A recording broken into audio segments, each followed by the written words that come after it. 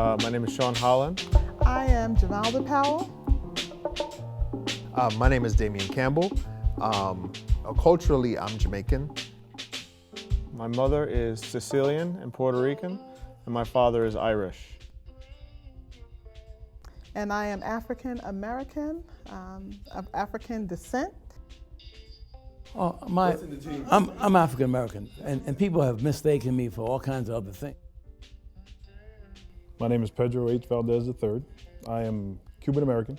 My name is Amatula Muyiali. I am a beautiful African American woman. My name is Kayla Mero. I am a Filipina American woman. First time that society identified me for what they saw me as was probably in about 3rd grade. So there's a point about 2nd grade, 3rd grade where all the white people disappear. They all take their kids out of the school, and we were the last white family left in the school. Nobody in America looks at anybody in America without first identifying them racially. And in 3rd grade, I remember that was the first time that I got picked on for being white.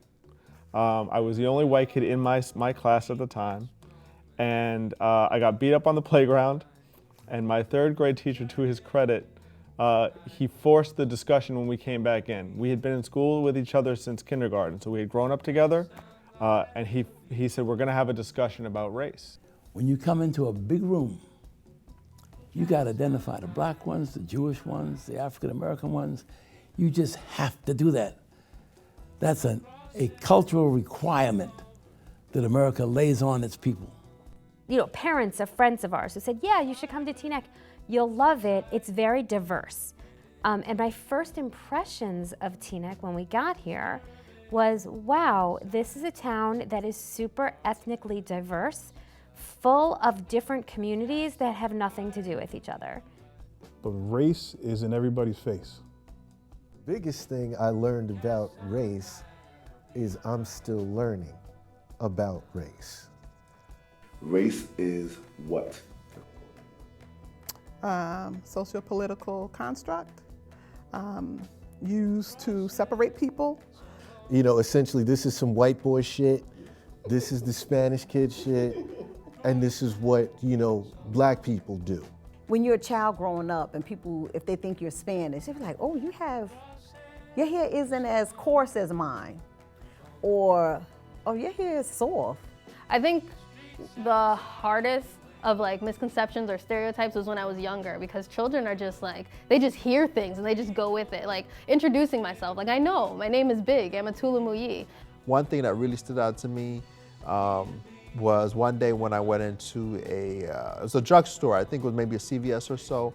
Like in middle school, they would call me something else. Like when my name's like Muyi, like they call me like Mushy or Agui or something like that. And then I'd be like, no, my name is Muyi because I'm Muslim. And that's like, that's worse, you're a terrorist. And I'm like, you know, like it's hard. And I think she asked me to leave my backpack in the front. And I'm thinking, why isn't she asking anyone else in the store to leave their backpack in the front? I always had to make a choice. Was I gonna consider myself white, but I can't call myself white because nobody that sees me thinks that I'm white. So I always said that I was a black Cuban. We didn't see color for the most part. And I was sort of brainwashed that I didn't realize there was a difference until I had probably an interaction with the police on Cedar Lane. They said we fit a description and drove a BMW and had a Harvard sticker on it, one of my former classmates. And the police officer just didn't believe that it was his vehicle. So race played a big part when I became a teenager. When I was growing up, it was ingrained in me. You don't date non-Jews, you don't marry non-Jews, because if you marry people who aren't Jewish, the next generation, and certainly the generation after that, is really not very likely to be Jewish. And Hitler worked very hard to annihilate us as a people, and if we intermarry and a few generations we don't exist, we're doing Hitler's work for us. That's a lot of baggage. What fills me with cultural pride would be celebration of Eid. It's a Muslim celebration, but there's so many like Indian cultural parts of it, like our clothing, our jewelry, makeup, songs and dances, and it's just a beautiful time. My favorite part is the henna too. I feel like that really puts me apart from other people, going to school the next day and just having all these designs on my hands and people being like, what is that? Seeing other Dominicans claiming that they're Dominican. Like, there is this thing in Dominican culture where, like, you have to be proud that you're Dominican, and I love that. Like, they do not settle. If you don't walk around with the flag, and if you don't have the hat that has the flag on it, and if you don't go to the parades or eat, like, plátano or whatever, like, if you're not doing that, then they get on you. But my mother told me, Kayla, when you tell people who you are and what you are, you have to tell them that you're Filipina American, not Filipino, that's masculine term, Filipina American, because I should be proud of it.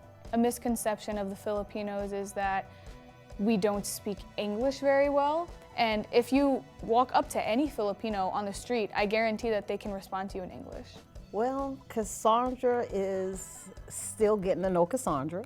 Damian Campbell is a mixture of so many things. The first thing that jumped to me was Joseph is human. I would say that Yusra is willing to help. Kayla Mero is a child of God. Muyi Ali is beautiful.